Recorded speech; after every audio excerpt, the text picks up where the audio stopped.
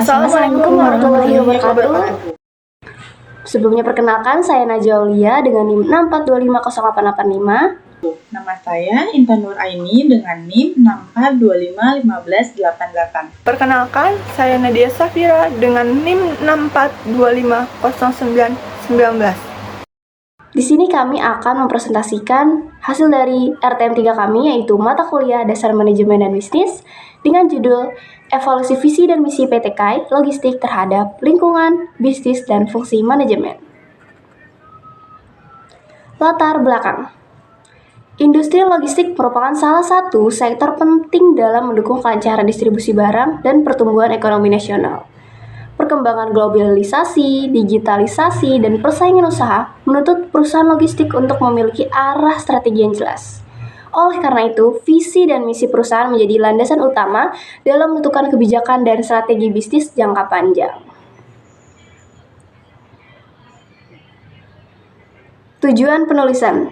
Kajian ini bertujuan untuk mengevaluasi sejauh mana visi dan misi PT KAI Logistik telah sesuai dengan kondisi lingkungan bisnis yang terus berubah. Selain itu, kajian ini juga bertujuan untuk menganalisis keterkaitan visi dan misi perusahaan dengan penerapan fungsi-fungsi manajemen sebagai dasar peningkatan kinerja organisasi. Profil singkat PT KAI Logistik. PT KAI Logistik merupakan anak perusahaan PT Kereta Api Indonesia atau disingkat Persero yang bergerak di bidang jasa logistik. Perusahaan ini memiliki peran strategis dalam penyediaan layanan logistik berbasis perkeretaapian yang efisien, aman, dan ramah lingkungan guna mendukung sistem logistik nasional. Visi dan misi PT KAI Logistik. Visi PT KAI Logistik adalah menjadi perusahaan penyedia solusi logistik terpadu yang unggul dan terpercaya. Misi perusahaannya yaitu berfokus pada penyediaan layanan logistik end-to-end berbasis kereta api dengan mengutamakan efisiensi, keandalan, dan keberlanjutan dalam mendukung kebutuhan pelanggan. Lingkungan bisnis. Lingkungan bisnis PT KAI Logistik dipengaruhi oleh berbagai faktor eksternal dan internal, seperti kebutuhan dan harapan pelanggan, kebijakan pemerintah, persaingan industri logistik, serta perkembangan teknologi informasi. Faktor-faktor ini menuntut perusahaan untuk terus beradaptasi agar tetap relevan dan kompetitif. Pelanggan dan regulator. Dari sisi pelanggan, tuntunan utama adalah ketepatan waktu pengiriman, keamanan barang, serta transparansi layanan. Sementara itu, regulator memiliki peran penting dalam mendorong efisiensi logistik nasional, khususnya melalui optimalisasi dan BUMN dalam sistem transportasi dan distribusi barang. Pesaing dan teknologi. Industri logistik menghadapi persaingan yang semakin ketat dengan kehadiran perusahaan swasta dan multinasional. Dalam kondisi ini, pemanfaatan teknologi digital, sistem informasi logistik, dan inovasi layanan menjadi faktor kunci dalam meningkatkan daya saing perusahaan. Evaluasi visi terhadap lingkungan bisnis. Visi PT KAI Logistik secara umum telah sejalan dengan kebutuhan industri logistik modern. Namun demikian, visi tersebut masih perlu diperkuat dengan penekanan yang lebih jelas pada aspek inovasi, transformasi digital, dan kemampuan adaptasi terhadap perubahan teknologi. Fungsi manajemen. Penerapan visi dan misi perusahaan tidak terlepas dari fungsi-fungsi manajemen, yaitu perencanaan, pengorganisasian, pelaksanaan, dan pengendalian. Fungsi-fungsi ini menjadi alat utama dalam mengarahkan seluruh sumber daya perusahaan untuk mencapai tujuan yang telah ditetapkan. Fungsi manajemen operasi dan sumber daya manusia. Dalam manajemen operasi, PT KAI Logistik berfokus pada peningkatan efisiensi proses logistik, mulai dari tahap perencanaan, pengelolaan distribusi, hingga pengendalian operasional. Sementara itu, manajemen sumber daya manusia memiliki peran strategis dalam meningkatkan kualitas dan kompetensi karyawan. Perusahaan perlu memastikan bahwa sumber daya manusia yang dimiliki mampu beradaptasi dengan perkembangan teknologi serta perubahan lingkungan kerja. Dengan pengelolaan sumber daya manusia yang baik, karyawan dapat bekerja lebih produktif dan mendukung pencapaian tujuan perusahaan secara keseluruhan.